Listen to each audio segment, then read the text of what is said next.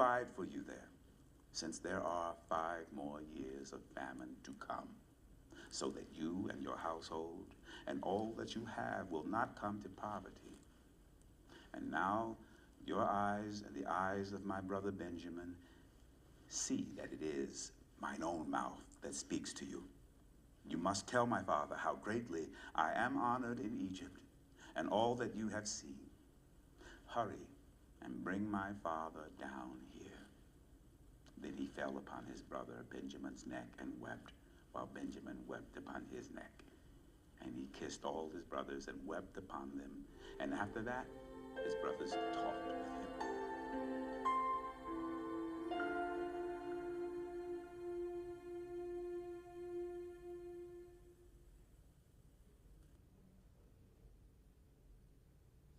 Okay.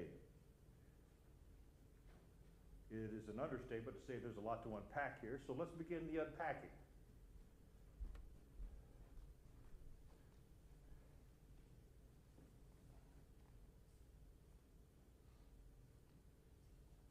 The readings this week focus on Joseph's brothers and father and their journey to Egypt.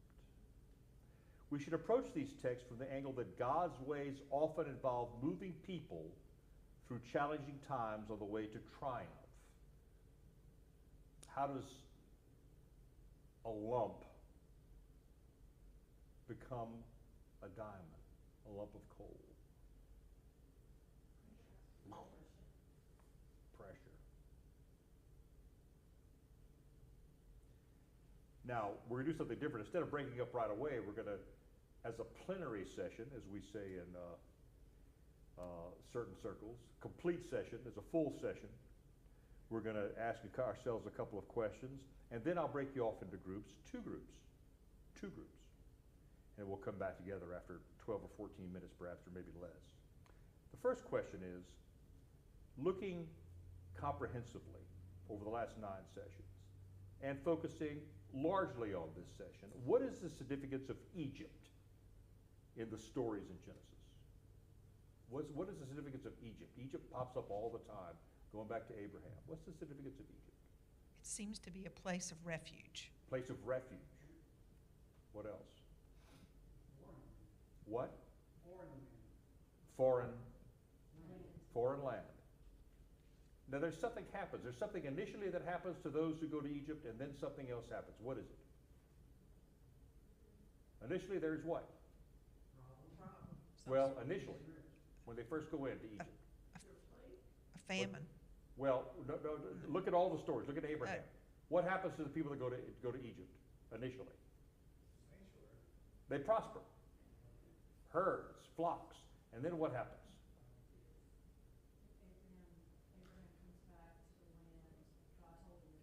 That's it.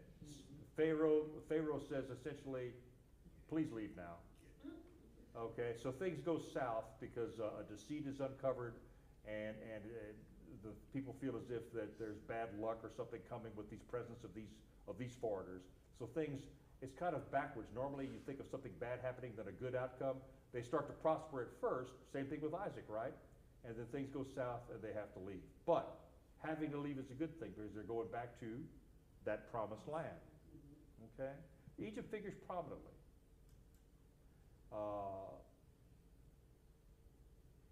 I would argue that in the known world at that time, Egypt, the toughest kid on the block, most economically sound, the most advanced.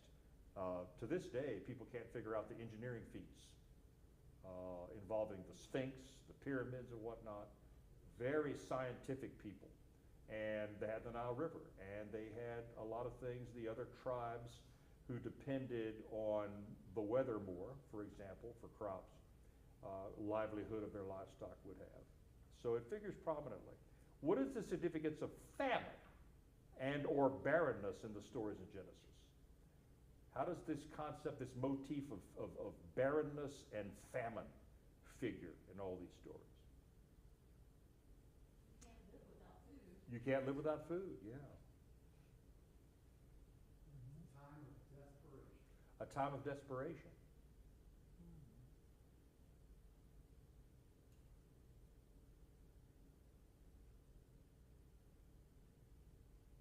To this day, there are a lot of families in California, in Arizona, and my cousin married a gentleman whose family was in that category, Larry.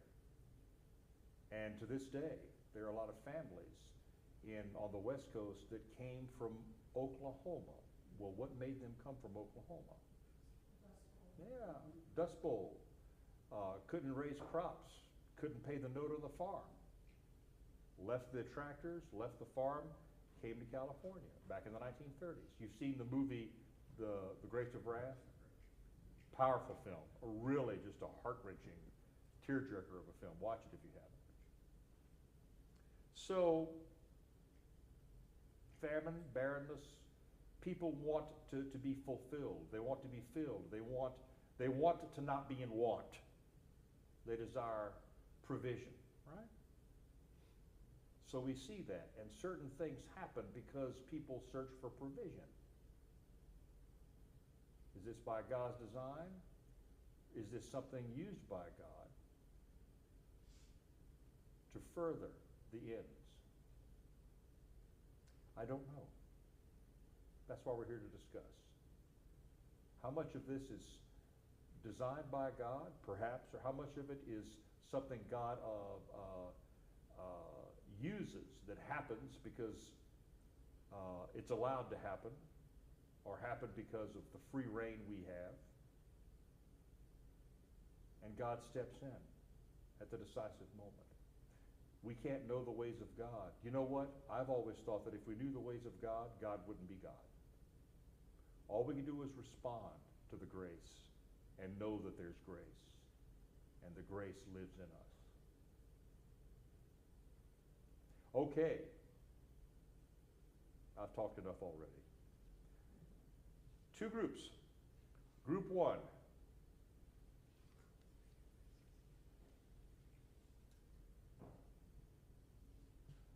Ba-dum-bum-bum.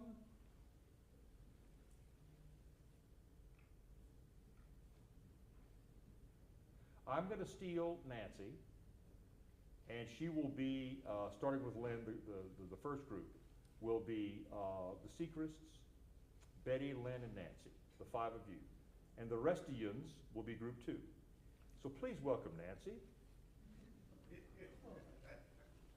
And group one, whoever's taking notes, this is your discussion question, group one. Review the readings for this week and your notes.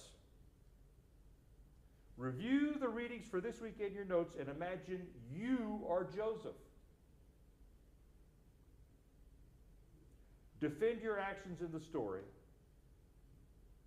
Review the readings of this week in your notes, and imagine you are Joseph. Defend your actions in this story, and come up with a brief statement outlining why you acted as you did. Okay? Is that understood, group one? I asked Sherry this morning, Sherry Lynch, what's the proper way a teacher says, is that understood, or you got that? They don't say that. What do teachers normally say? Do you understand the instructions?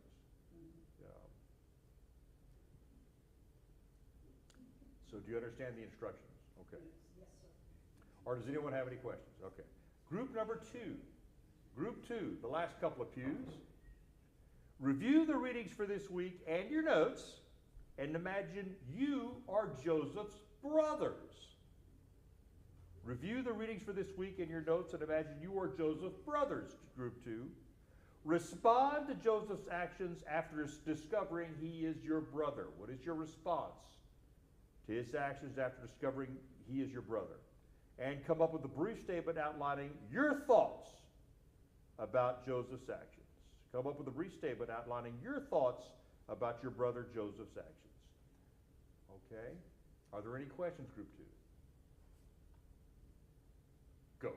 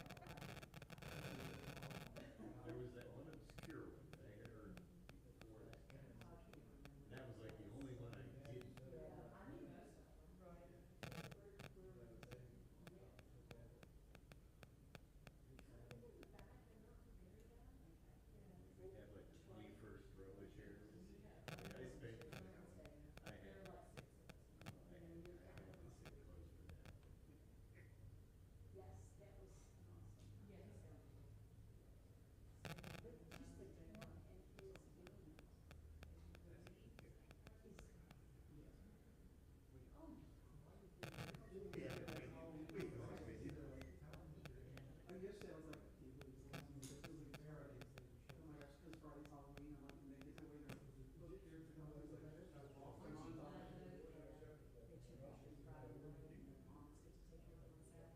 Well, they don't have parties and say that they just have, they get tree bags, but they're already like losing their mind, so it's like, oh my gosh.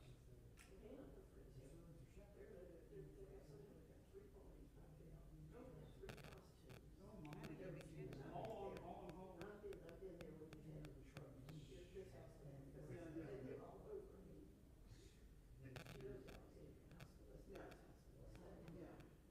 The former saloon, my sister doesn't live there, yeah. So it's the whole stuff. Yeah. Those little ones are, like I said, probably lose their minds. Yeah.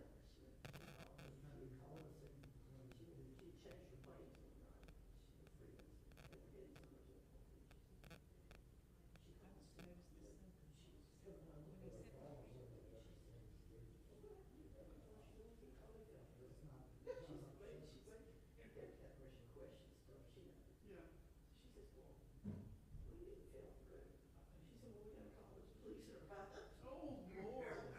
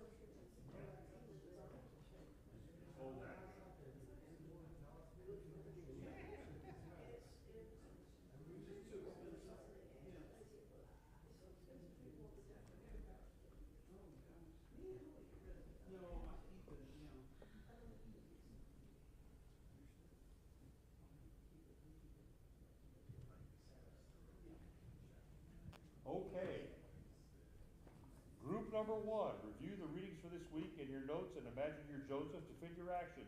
Write a brief statement. What did you come up with, group 1?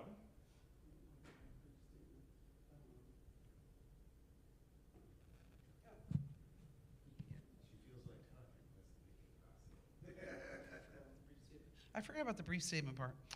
We said he was shrewd and confident. Well, because we're on Joseph's side, we're Joseph. He tested his brothers to see if they had changed. He was cautious. He wanted to see his brothers. He wanted to prove his dad was alive. You know, he was very wise in a way. He stored up for 7 years, and he was looking out for them in the end. He was confident and wise. Okay, all right.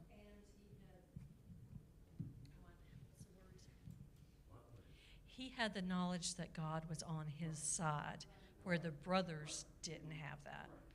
So we kind of thought Joseph was in a better place, certainly, than his brothers. Okay. We thought y'all had the harder question. Okay, all right.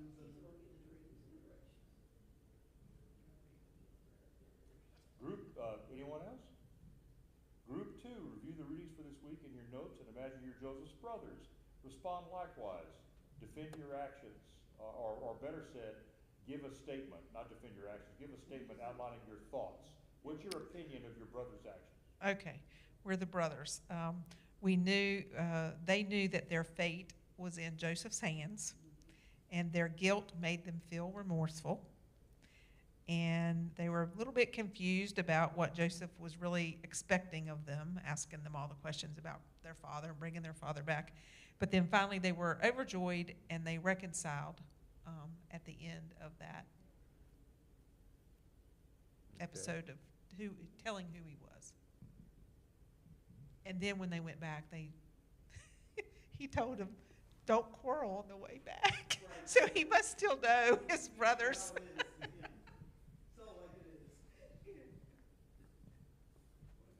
Anyone else?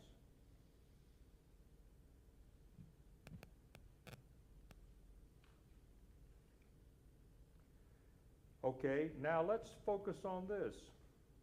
As a group, as a plenary group, what do Joseph's comments in Genesis 45 verses 5 through 8 say about God and about humanity? Someone please, and I always say this, in a nice loud voice, read Genesis 45 verses 5 through 8. In a nice loud voice, Genesis 45 verses 5 through 8, please.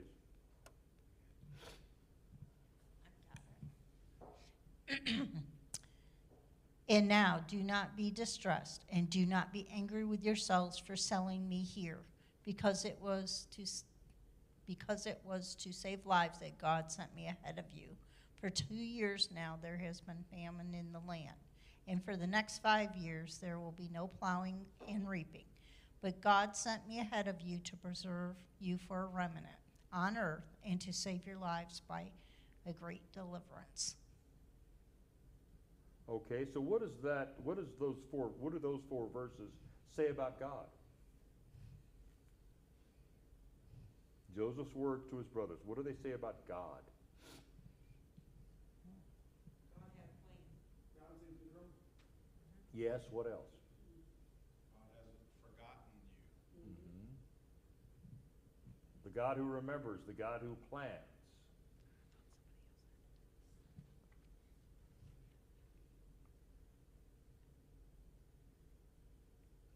What does it say about humanity?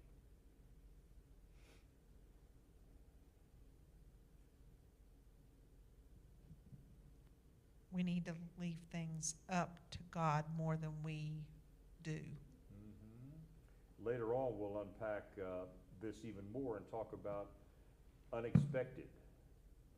Sometimes we don't realize that the unexpected is what we need. And you can always expect the unexpected with God, sometimes I feel. Okay. Anyone else? What do Joseph's comments in Genesis 45, 5 through 8 say about God? The God who provides, the God who has a plan. And what did Joseph say? Do not what? What did he tell them, first off? Do not be angry. Right, and so does that say something about God or about people? It says something about God, I think, and people.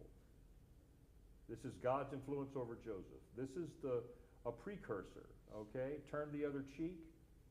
Don't be angry. All right? Jesus always taught us about doing the unexpected, turning the other cheek. Walk 2 miles instead of 1 mile. Give your cloak and your sandals and not just your cloak. Grace. It speaks of grace. We learn from God grace. So Joseph has learned from God grace, right? Doesn't it strike you that Joseph's not speaking from a placating position of, I'm just going to dream up this comment about God. He speaks it from a position of authority, saying, you know, and from that position of authority means he has to have relationship with God.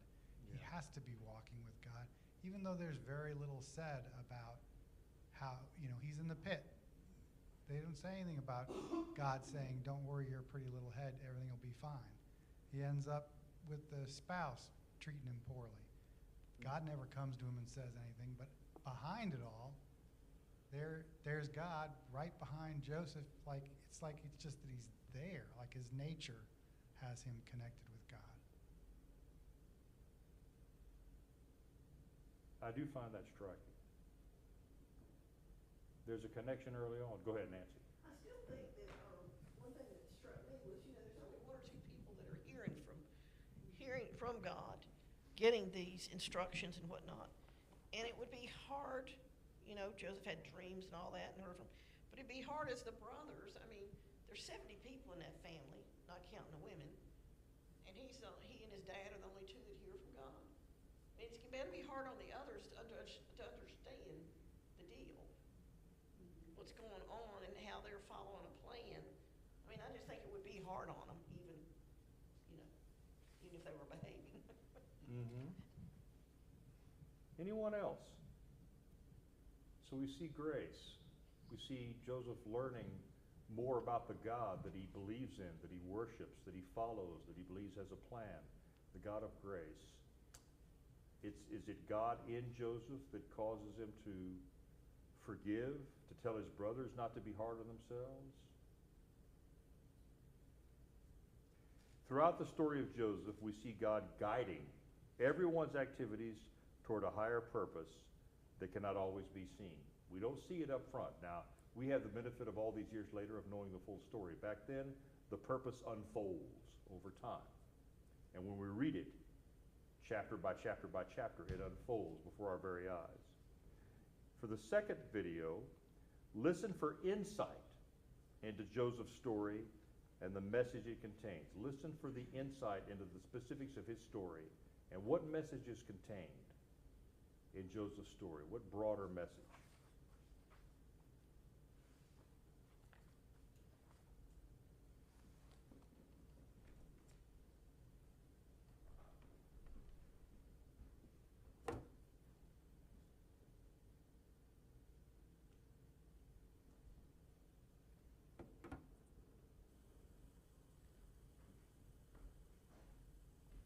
What does the story of Joseph tell us about, for example, like the individual or the family? The family is big, and the nation. What does the story of Joseph help us with those things? Well, we see individuals transform before our eyes, at least the major characters. Take Joseph, for instance. Joseph, at the beginning of the story, is a brat. He's the favorite son. Indeed, he gets authentic revelation through a dream about his future status, but he flaunts it in front of his brothers. And then a little bit later, he's in jail, in an Egyptian jail, and as the chief baker and chief cupbearer are leaving the jail, he says, I don't deserve to be where I am. But by the end of the story, he's someone who sees the hand of God in all of these events, and he's very mature spiritually, and he teaches about the providence of God. Or take Judah. Judah was the brother who came up with the plan to sell Joseph to the Ishmaelites, and that's what brought him down to Egypt. Then later in the story, Judah is feeling guilty. He expresses guilt about what he had done. And at the end of the story, he is the one who turns to his father and says, he turns to his father and says, let us go down with Benjamin. If anything happens to Benjamin, let the guilt be with me. So he's willing to take on guilt and responsibility for the favored brother. So you see this transformation from kind of a callous, revengeful person to somebody who is willing to put his own life in place of his younger brother. Yeah, so I mean, these developments in individual characters, they're all sort of family-oriented too. They're all involving families. What does the story tell us about family? Right. This is a family which, in modern terms, is quite dysfunctional at the beginning. They hate Joseph, and there's a lot of favoritism going on the part of Jacob, of course. And the story, as it develops, doesn't go easily and quickly toward reconciliation.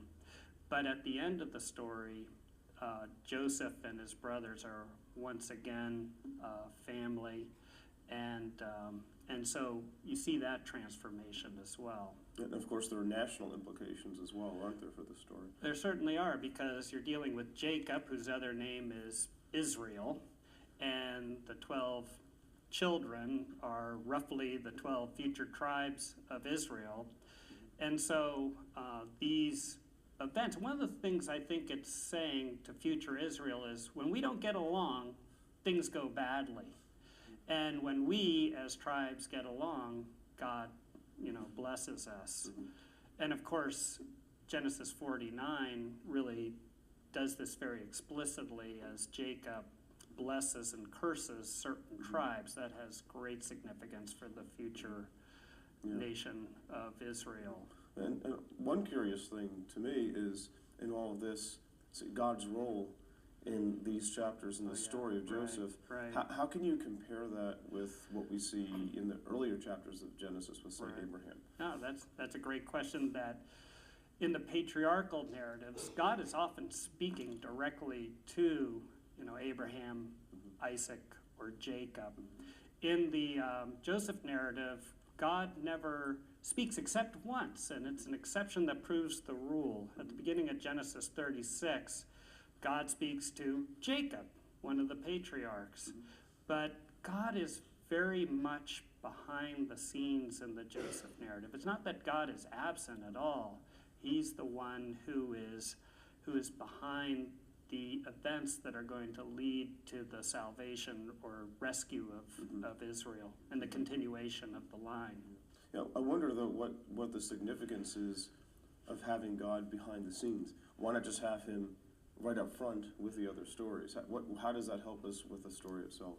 Well, I think for one thing, the human characters are like us more today. I mean, God rarely speaks to us directly like he does to the patriarchs. But for one thing, I think the story calls on us to look for God's hand of providence in our own life.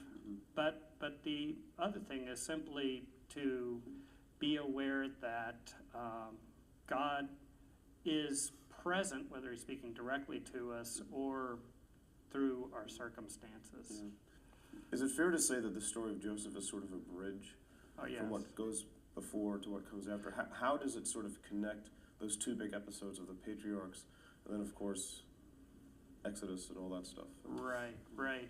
Well, it connects with what happens in the past, because remember that it all starts in Genesis 12, 1 through 3 with the promise, the covenantal promise. And so the Joseph story shows that in the generation after the patriarchs, God is still with him as their covenant Lord. And it's interesting, if you read Genesis 39 closely as one example, how many times the text says God is with Joseph, and for that reason things prosper around him. That expression, God is with Joseph, is kind of like a covenant formula telling you that, this is the line through whom God is going to work his covenantal promises. And then, of course, in terms of the future, it explains how in the world, they got down into Egypt in the first place, under what conditions and what their relationship was like with the Egyptians before the great opening in Exodus 1, when they're an oppressed people. Because Genesis does serve as kind of a prologue to the story of the founding of the nation of Israel in Exodus through Deuteronomy.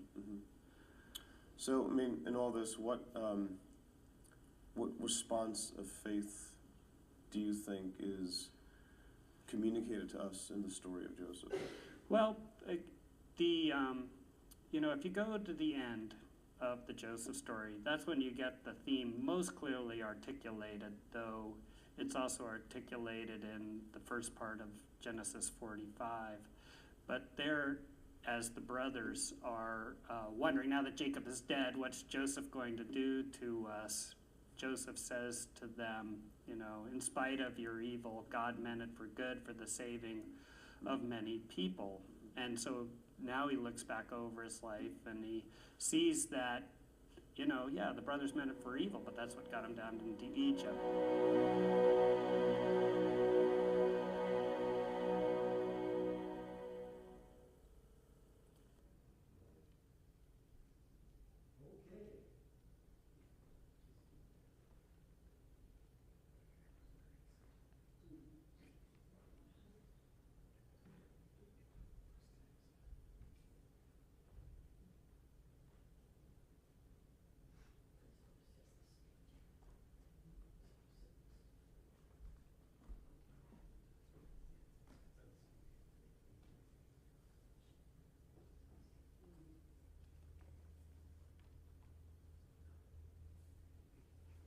Those circumstances, through circumstances, we look back and see God in action. In our lives, we see it here in Genesis. Through dreams, we look forward to God's plan yet to be revealed. Let's discuss the extent to which Joseph's story is meant for us to look backwards to see God in action, and to look forward to God's plan yet to be revealed, or both. Is there both? During this discussion, let's point to passages, as we feel so led, specific passages in the readings that show God in action. The future God is planning as we discern it, and also the past, how God has worked, how looking backward helps us to see God at work. Let's look for passages that kind of affirm that from this past week's reading, okay? So, reconciliation appears to play a key role in God's plan for God's people. Keep in mind, looking back, looking ahead, where in Genesis are examples of reconciliation? Look at this story and the stories we've read previously. Where in Genesis are there examples of reconciliation?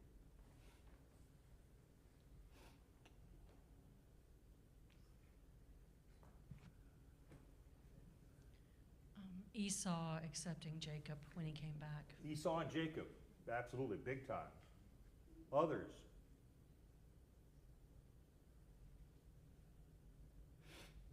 Was it Potiphar's wife that sent him to jail, got him into jail? She accused him, yeah. And then he ends up marrying one of her daughters? Or one of Potiphar's daughters? I don't recall if that's the link. He remarries an Egyptian, but I don't recall if it's a Potiphar relationship or not. Oh, maybe it was one of his kids.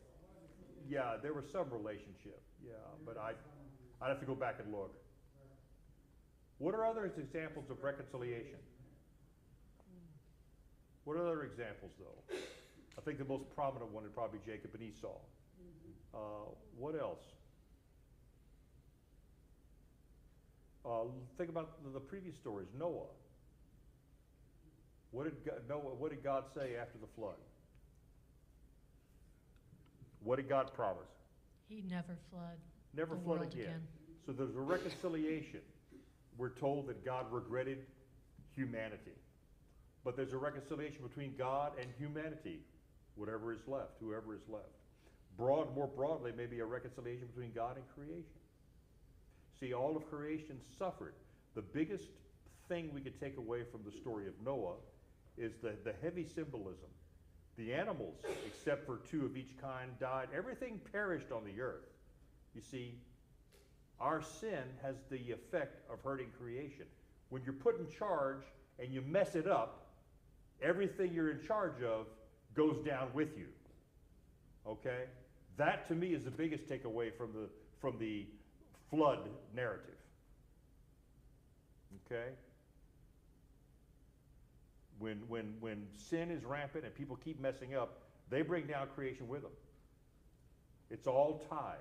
Jesus Christ is the Lord of humanity and creation. God created everything.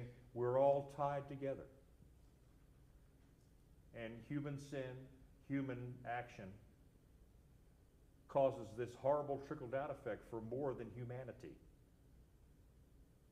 And Jesus came to reconcile not humanity to God, but creation to God.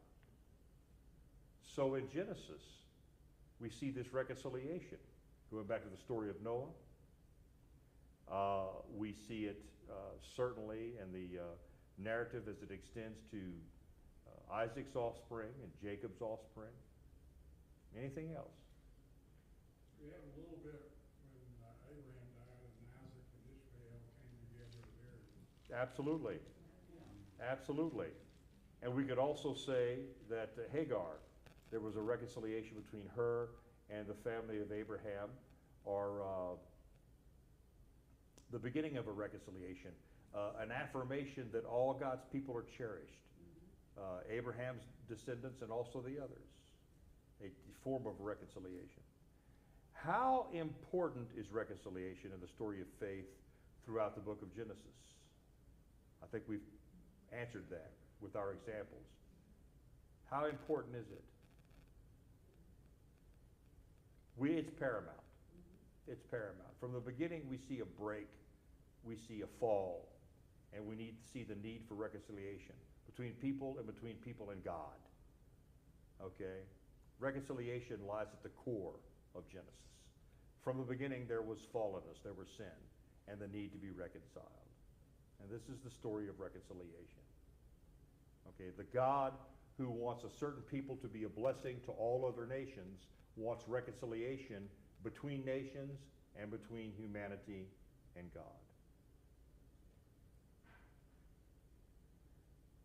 Now, how does reconciliation lead to new beginnings? Think of the flood. Think of Jacob Esau. Think of Joseph and his brothers. How does reconciliation lead to new beginnings?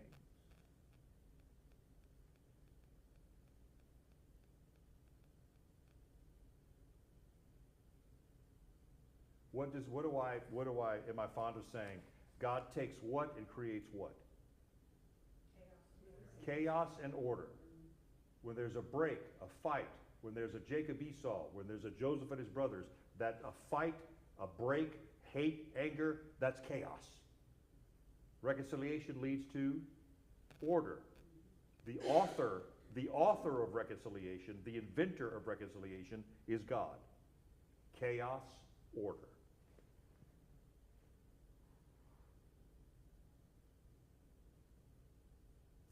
Where we come from affects how we see ourselves now, and how we see ourselves now will affect the legacy we'll leave to our children and their children.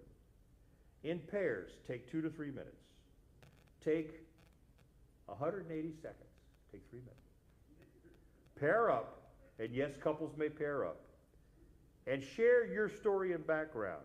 Mention family members or individuals who have influenced you and shaped you, and mention those you think you have influenced.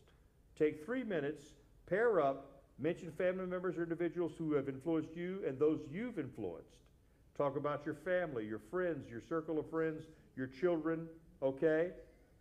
Talk about legacy. Hold on, talk about legacy, pair up, you got 180 seconds, go. Keep in mind, we're talking about influence and generational legacy here, and reconciliation and all things thereunto pertaining.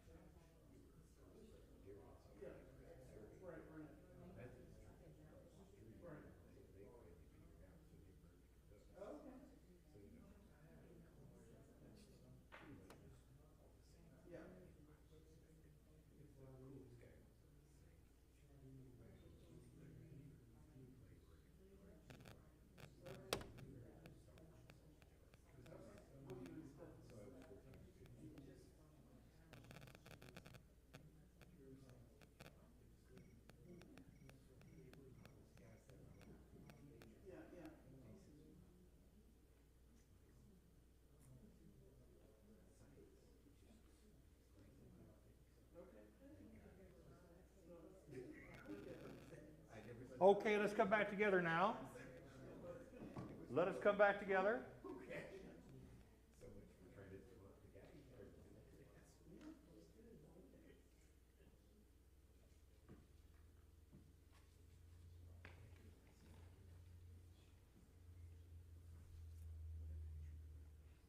So, who wants to share? Who would like to share?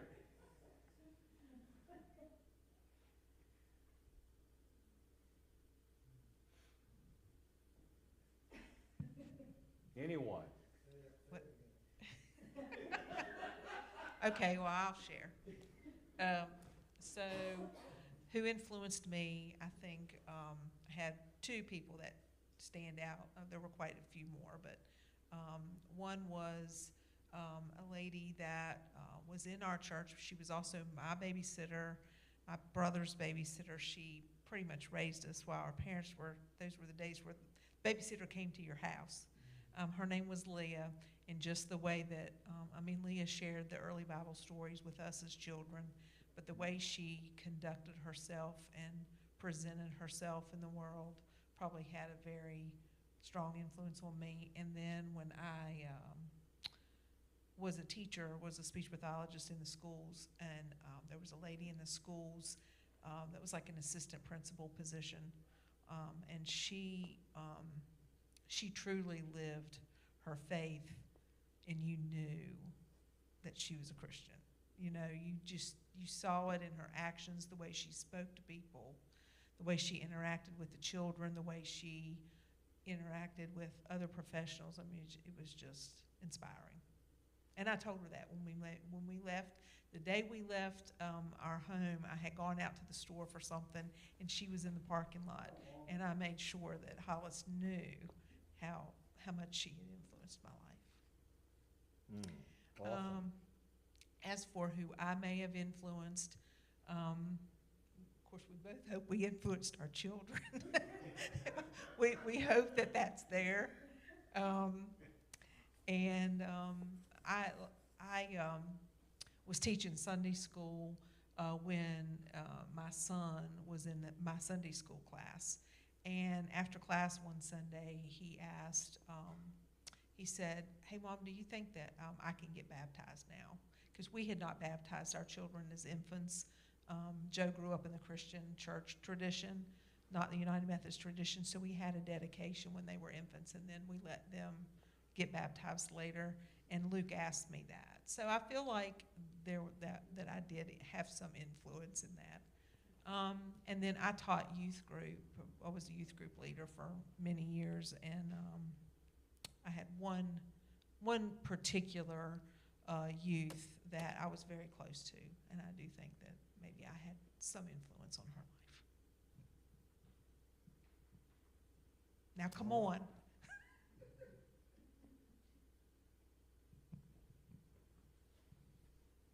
I guess my grandparents grew up in a Methodist church, and the way they lived, it's not so much what they said, it was more the way they lived. And I had aunt and uncle that were like that too. And I can remember certain Sunday school teachers. And then when we lived in Roanoke, when we started living in Roanoke, I had been asked to be on some district committees, and when you're around ministers on a one-on-one basis, it's totally different. And you learn, you learn so much more. When you get a group of ministers that are just talking, and but and then a lot of the other lay people, Brenda Brooks, and Bill Logan, a lot of the pastors over in Roanoke, and the people that run, like Altamont and different things. It's just always been amazing to see the way they really feel, and they show it in their actions. Mm-hmm. And I also did youth groups, so I hope that some of them, a couple of them made comments and it sounded like they liked me, but like something, and then the kids, I don't know, I guess they got something from us.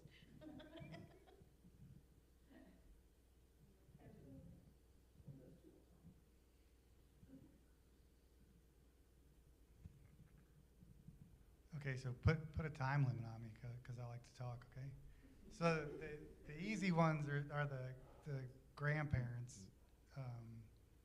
I had a granddaddy who was a mayor, and I had a grandpa whose dad died from lead poisoning. He was a sign painter. So he'd lick the paintbrush and paint somebody's sign, and he died when my grandpa was like 8, and he ended up working his way through the railroads and was retired as the controller of Eastman Kodak. So there were a lot of people who were successful in our family and left us with a certain influence. And then along the ways, the various churches that we were in, and the ministers and priests and rabbis that we've come across. And then I just think that the people that you have influenced, I just don't think you can imagine the kindness that you've done to other people. Mm-hmm. And you just don't know how much someone appreciates the kindness that you've shared at a given time. And they think about that person that they had run into that was kind to them. And I think all of us can't imagine the positive impact we've had on others. Okay, anyone else? Great sharing. Turn to 103 in your book, please. 103. God's ways are not always smooth. What have you learned about God and yourself from difficult circumstances? Genesis is full of difficult circumstances, and it inspires us.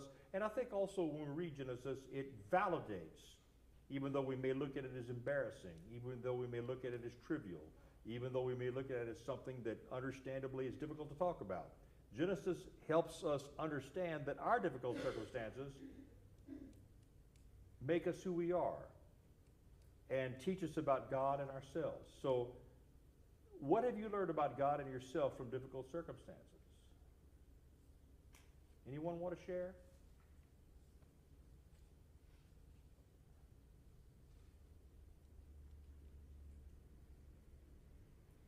I have learned that what I want is not always best, and things turn out in successful ways, if you want to use that term, or productive ways I never anticipated.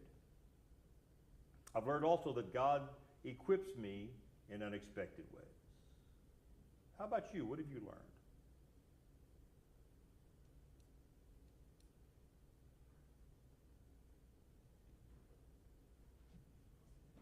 All right, you guys are setting me up again. I'll be quick.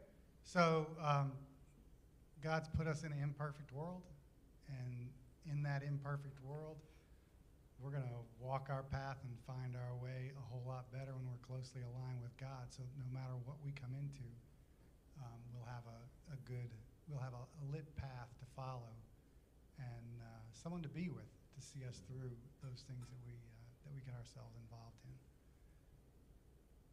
Amen.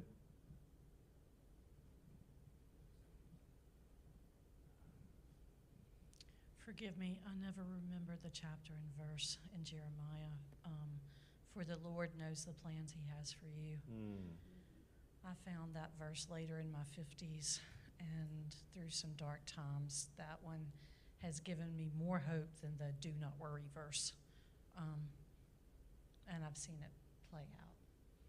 And it's just the faith to keep believing.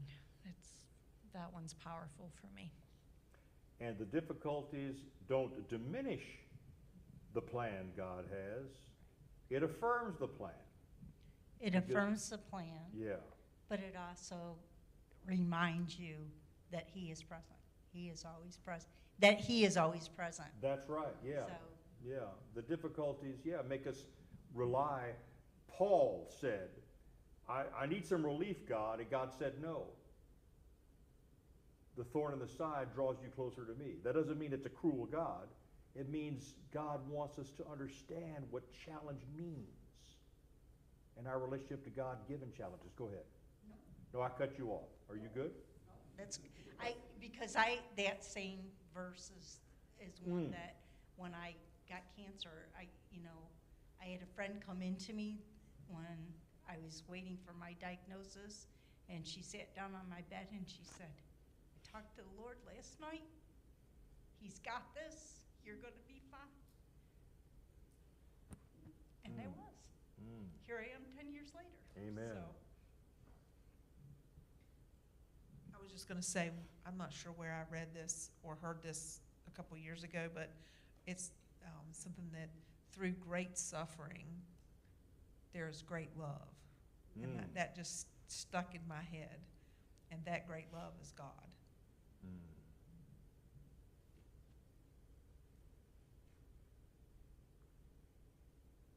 God's acts of deliverance are sometimes unexpected and even counterintuitive. How have you experienced that to be true for you, and when have you experienced God appearing out of nowhere? God is everywhere, but we get the sense of God appearing out of nowhere to come to your aid, perhaps through the help of others. I've got one I want to share, and I've shared in the past. I want to hear you first. Question 2 on 103, and then we'll end.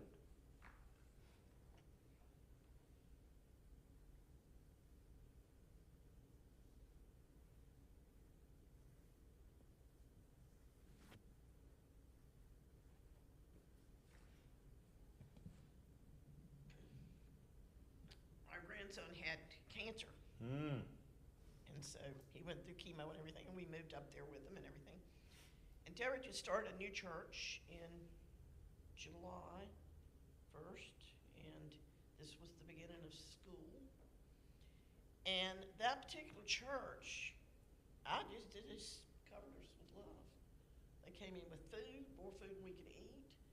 They came in with, gift cards and just constant. And I really felt like, that was what God helped get us through.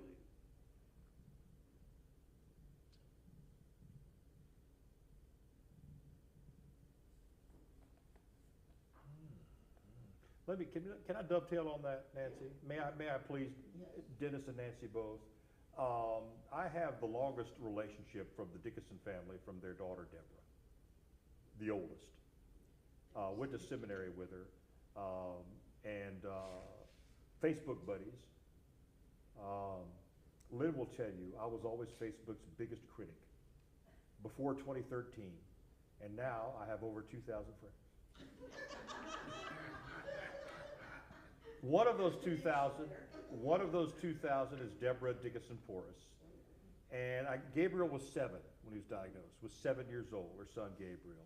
I know both of her beautiful children. And Deborah's approach, she put like a travel log on Facebook.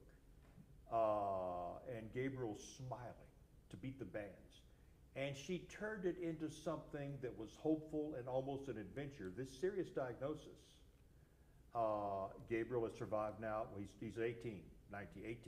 He survived 11 years now. And Mom's approach, faithful approach, touched me very deeply. And that's what Nancy's talking about. I don't mean to steal your thunder. Your family is beautiful and full of grace. But I think about that and the unexpected things you saw were reminders that in our toughest moments, God is there the most through other people. And with your permission, I'll share my story now. I had an upperclassman when I was in high school. I think it was 10th grade, 11th grade, upperclassman. Stand up for me when I was being challenged by a group of troublemakers. Knuckleheads. Forgive my language. Well, in high school and completely out of the blue. Walked across the gym, saw these guys were trying to give me a hard time, trying to goad me into a fight. A lot of times when you're big, people try to make you, they goad you into a fight. They try to make themselves feel better, I didn't take the bait. I rarely took the bait. Sometimes I did, because why? Fighting is stupid. It's counterintuitive. I'm a retired Marine, and I learned a lot about fighting. So it seems kind of counterintuitive that I would feel that way. But I still, to this day, believe that although we need to be prepared to defend others and defend certain things. Fighting is, depending on the purpose, very dumb. So these guys were giving me a hard time. I stood my ground. I wasn't going to take the bait. And this guy came out of nowhere and stood between me and them and said a few words. They turned red and sat down. That was a God thing. I think he may have known me from scout camp years before, but he didn't have to do that. When somebody does something they don't have to do, they were inspired to do it. And that's God breaking into humanity. Unexpected. The last thing I expected, I didn't expect these guys to do anything. I expected them to keep mouthing off until the bell rang, okay? But what I got was somebody to defend me, just because they felt it was the right thing to do. God breaking in. Anyone else? God breaks in all over Genesis. And that's one of the many lessons I believe we learn in terms of our lives of discipleship, past, present, and future. Us, our children, grandchildren, everyone.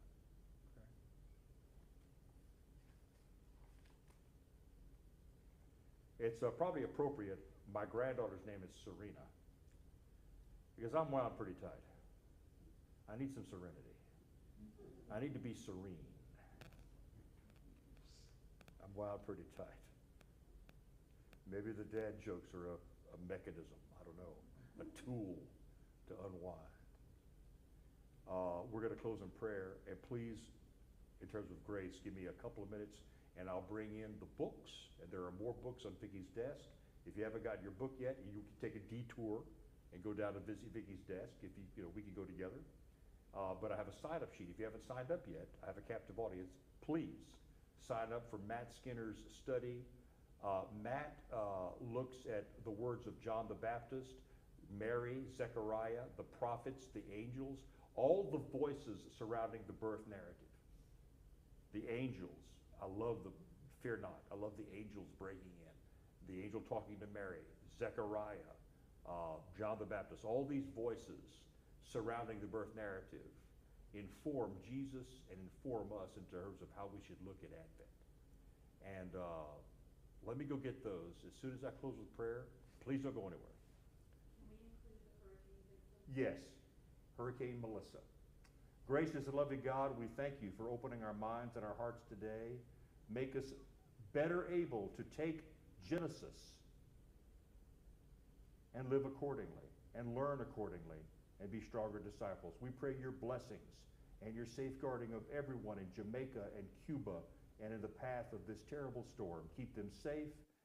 Compel us, all of us, to respond in love and meet the needs of those devastated. We pray your blessings now and always in Jesus' holy name. Amen. Give me 30 seconds.